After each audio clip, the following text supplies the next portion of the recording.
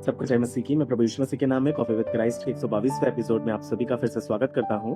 और आज हम जिस विषय पर बात करने वाले हैं मेरे प्रियो, उस विषय का शीर्षक है इपफ्रुदीतुस, परमेश्वर का एक विश्वास योग्य सेवक। जी हाँ मेरे प्रियो, कॉफी विद क्राइस्ट के इस एपिसोड में हम एक ऐसे व्यक्ति से मिलेंगे जिसकी चर्चा आपने कहीं किसी भी मंच पर नहीं सुनी होगी, ना ही उसके विषय में आपने कोई प्रचार सुना होगा।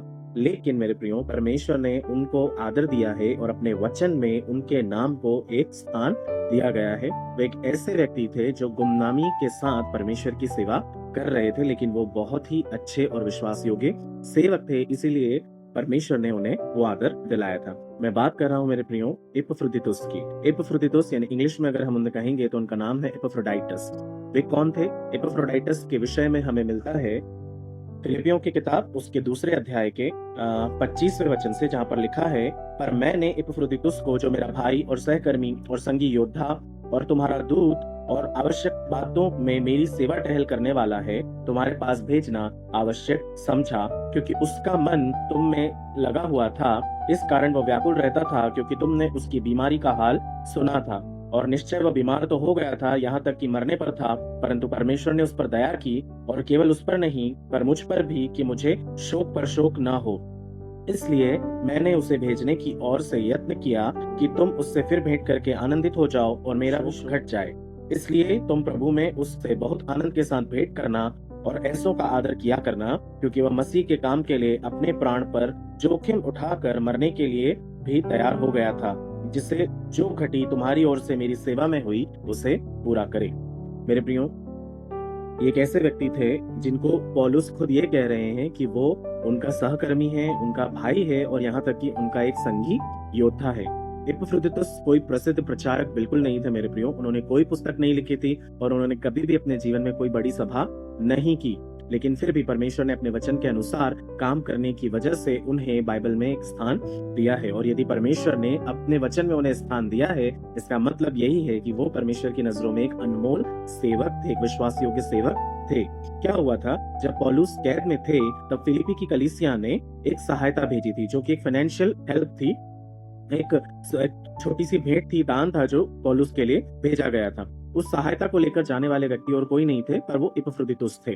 उन्होंने केवल धन ही नहीं पहुंचाया था, बल्कि अपने समय को भी उन्होंने पूरा अपनी शक्ति के अनुसार पौलुस के लिए दे दिया था। यहाँ तक कि अपने जीवन को भी उन्होंने दांव पर लगा दिया था। वचन हमें बताता है कि वो इतने ज्यादा बीमार पड़ गए थे कि मरने पर थे, लेकिन फिर भी परमेश्वर ने उन पर दया की।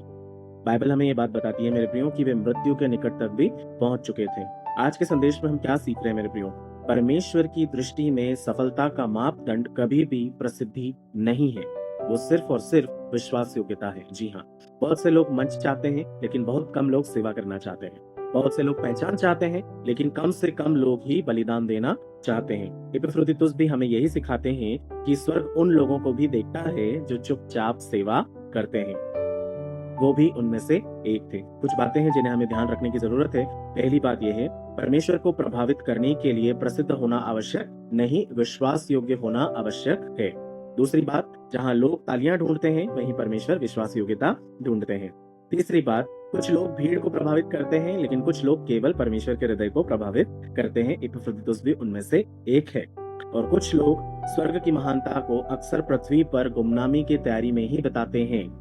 जिसे संसार नहीं पहचानता है मेरे प्रियो, उसे केवल और केवल परमेश्वर ही सम्मानित कर सकते हैं। सोचने का जो प्रश्न है हमारे लिए आज वो यही है, क्या हम केवल सेवा कर रहे हैं, या आप ये देखना चाहते हैं कि लोग आपको सेवा करते हुए देख रहे हैं या नहीं देख रहे हैं? या क्या आप तब भी सेवा करेंगे जब आपको कोई नहीं देख रहा हो, लेकिन केवल परमेश्वर ही देख रहा हो? मेरे प्रियो, हमें इपफ्रुदीतुस से ये बात सीखने की जरूरत है कि यदि हमें आज कोई मंच नहीं मिला है, यदि हमारी सेवा की चर्चा भी कहीं नहीं हो रही है, यदि हमारे परिश्रम के लिए भी कोई ताली नहीं बज रही है, तब भी क्या हम परमेश्वर की सेवा करने के लिए तैयार हैं? यदि हम हैं, तो ये याद रखिए कि जिस तरह से परमेश्वर कभी इपफ्रुदीतुस को नहीं भूले, वैसे ही वो आपको भी कभी नहीं भूल सकते, ना भूलेंगे।